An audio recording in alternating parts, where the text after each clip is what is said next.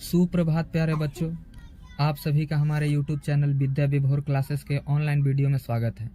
आज हम वर्ग 10वीं के चैप्टर 11 रचना के बारे में समझेंगे। आपके प्रश्नावली के प्रश्नों को सॉल्व करने से पहले हम कुछ रचना के आधारभूत तथ्यों को समझ लेते हैं। तो चलिए अब हम वीडियो को स्टार्ट करते हैं। सर्वप्रथम हम किसी रेखाखंड को लंब समद्विभाजित करना सीखेंगे। तो चलिए हम लंब समद्विभाजित करते हैं किसी रेखाखंड को। तो यहाँ टॉपिक का नेम हम लिख लेते हैं। किसी रेखाखंड को लाइन सेगमेंट को लंब समद्विभाजित करना। देखिए प्यारे बच्चों, लंब समद्विभाजित इसलिए कहा जाता है क्योंकि रेखाखंड का जो समद्विभाजन होता है वह लंब के द्वारा होता है।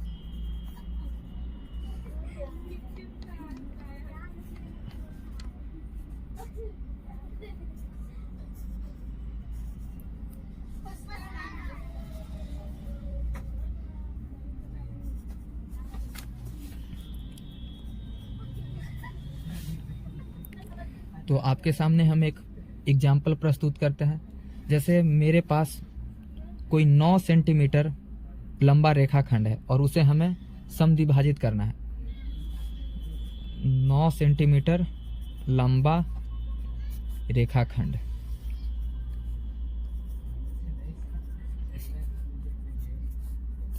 को हमको लंब समद्विभाजित करना है। तो सर्वप्रथम हम स्केल की सहायता से 9 सेंटीमीटर लंबा एक रेखाखंड ड्रा करेंगे। तो देखिए हमने स्केल कॉपी पे रख लिया है। 0 से स्टार्ट करेंगे और 9 तक हम पेंसिल को चलाएंगे।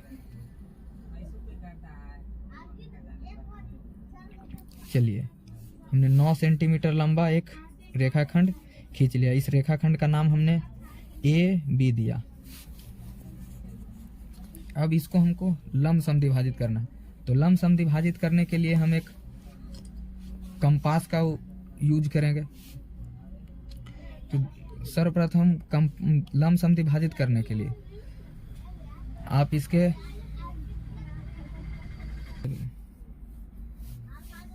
कंपास को आप रेखाखंड की लंबाई के आधे से ज़्यादा खोल लीजिए। अपने अंदाजे से खोल लीजिए। इसके उपरांत आप रेखाखंड के दोनों सिरों से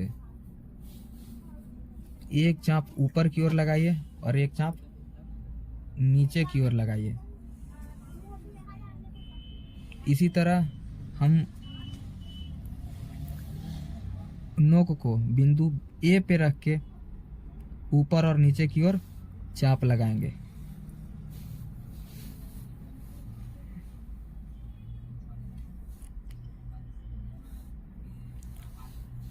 और इन चापों की कटान बिंदु को एक स्केल की सहायता से हम मिला देंगे।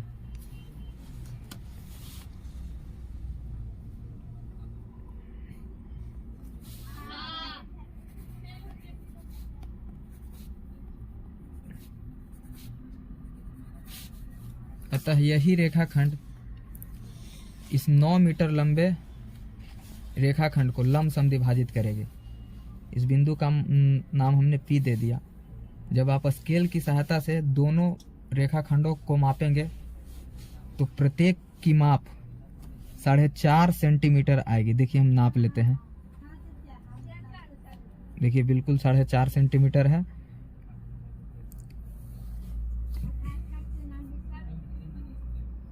इसे भी नापने पर यह 4.5 सेंटीमीटर आ रहा है। अतः यह रेखाखंड 2 बराबर भागों में विभाजित हो गए। तो इस तरह एक और एग्जाम्पल हम देख लेते हैं। जैसे 7.5 सेंटीमीटर लंबे रेखाखंड को हम लंब समद्विभाजित करते हैं। तो सर्वप्रथम हम क्या करेंगे, एक 7.5 सेंटीमीटर लंबा रेखाखंड खींचेंगे। तो चलिए हम स्केल की सहायता से 7.5 सेंटीमीटर, 7.5 सेंटीमीटर लंबा एक रेखाखंड खींच लिया। इसका नाम हमने PQ दिया, जो 7.5 सेंटीमीटर लंबा है। अब इसे लंब समद्विभाजित करना है, तो कंपास की सहायता से हम इस रेखाखंड के आधे से ज्यादा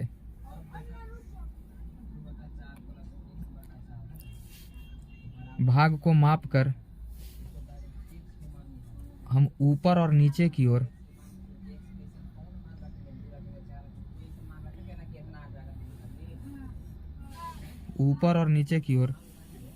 चाप लगा देंगे। इसी तरह कंपास की नोक को बिंदु P पर रखकर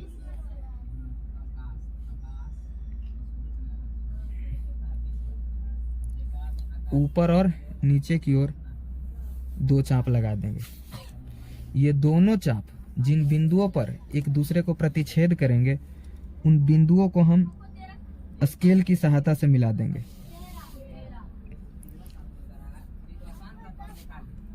स्केल की सहायता से मिलाने पर जो रेखाखंड हमें प्राप्त होगा, वही रेखाखंड PQ को 2 बराबर भागों में बांटेगा, अर्थात लंब समद्विभाजित करेगा।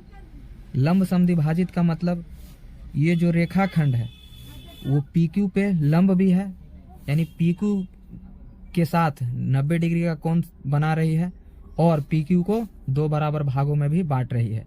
इसलिए यह रेखाखंड PQ को लंब समद्विभाजित कर रही है। एक बार आप बढ़िया से देख लीजिए, आप इसी तरह किसी रेखाखंड को लंब समद्विभाजित कर सकते हैं। प्यारे बच्चों, यदि ये वीडियो आपके भविष्य के लिए उपयोगी हो तो आप हमें सपोर्ट कर सकते हैं, हमारा हौसला बढ़ा सकते हैं।